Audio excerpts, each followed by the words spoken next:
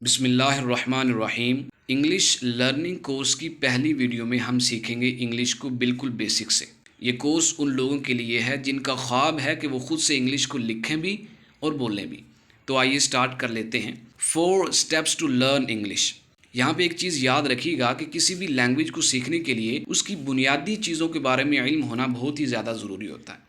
जैसे उर्दू और अरबी में अलिफ बा ता सा, बिल्कुल इसी तरह इंग्लिश में ABCD और इसी तरह जी तक ये सिलसिला जाता है और इनको इंग्लिश में लेटर्स बोलते हैं। तो जब हम हरूफ को मिलाते हैं अल्फाज बनते हैं। फॉर एग्ज़ाम्पल बुक है, पेन, चेयर एट्सेट्रा। जब ये अल्फाज एक तरतीब के साथ जुड़ जाएं तो एक सेंटेंस बन जाता है और इसके आखिर पे फुल स्टॉप आपको लगाना पड़ता है। तो आई रीड अ बुक इसकी एग्ज़ाम्पल है, मैं किताब पढ़ता हूँ। जब सेंटेंस मिलते हैं तो एक पैराग्राफ बन जाता है, यानी कि मज़मून जो है वो बन जाता है। दूसरे पेज पर आपको कुछ वर्ड्स नज़र आ रहे हैं, उनके आगे मुआनी लिखे हुए हैं। जैसे कि मैं को इंग्लिश में आई कहते हैं, हम को वी कहते हैं, तुम को यू कहते हैं।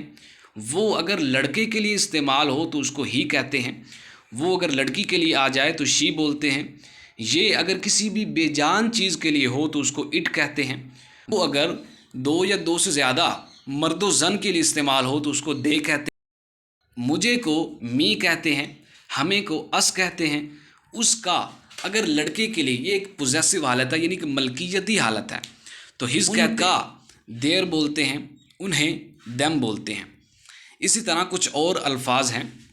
जाना को गो कहते हैं, आना को कम कहते हैं, चलना को वॉक कहते हैं, देखना को वॉच कहते हैं, ख़रीदना को बाय कहते हैं, बोलना को स्पीक कहते हैं, जैसा कि मैं अभी बोल रहा हूँ। लिखना को राइट कहते हैं, पहनना को वेयर कहते हैं, खाना को ईट कहते हैं, पूछना को आस्क कहते हैं, खेलना को प्ले कहते हैं, पढ़ना को रीड कहते हैं। तो ये था आज का हमारा पहला लेसन। होपफुली कि आपको बहुत ही ज़्यादा पसंद आया होगा। अगर आपको ये नोट्स PDF की फॉर्म में चाहिए तो आप हमसे रब्ता कर सकते हैं। Thanks for watching.